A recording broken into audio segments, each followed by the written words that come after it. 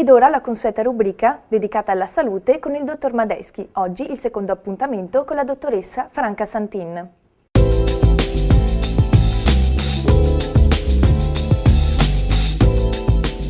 Benvenuti a una nuova puntata di 3 minuti per la tua salute, la trasmissione Video Sound che parla dei problemi della salute e del sociale.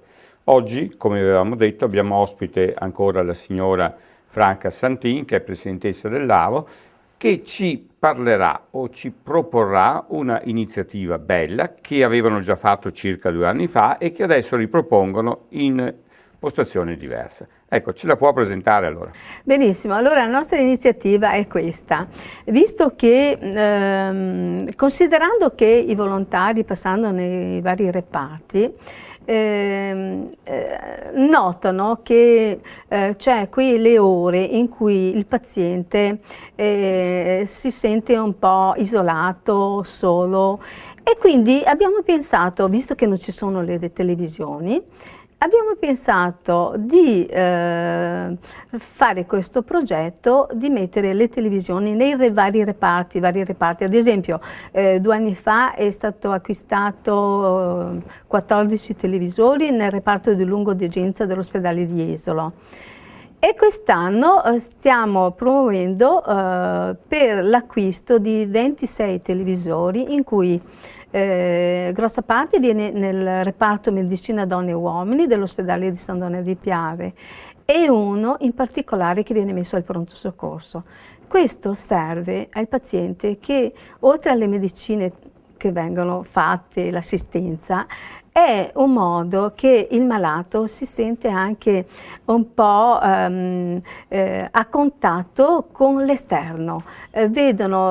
Sentono il telegiornale, le notizie, quelle che possono esserci. È un punto di darle a questi pazienti un po' di sollievo, di sentirsi non isolati, ma bensì come che fossero fuori al proprio domicilio o per la strada, vedono la realtà quella che è. Questo, noi abbiamo bisogno di un aiuto naturalmente per fare questo progetto.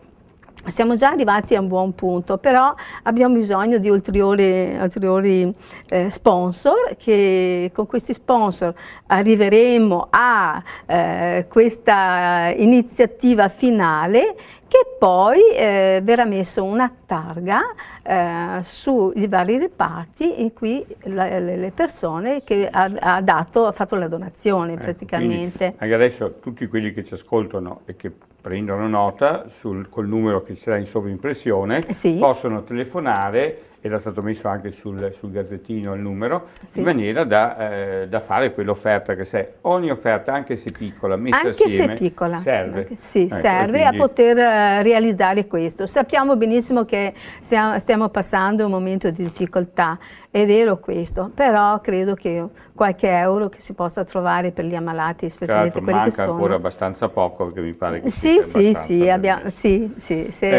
se ci danno un aiuto ringrazio tantissimo tutti coloro che hanno buona volontà. Perché effettivamente è bella, è utile e al giorno d'oggi credo che sia quasi indispensabile. Quindi ringraziamo l'AVO, ringraziamo la Presidentessa, ma ringraziamo l'AVO che si sta adoperando proprio per migliorare, diciamo, la qualità di vita dei nostri pazienti. Con ciò vi saluto e ci vediamo la settimana prossima con un'altra puntata.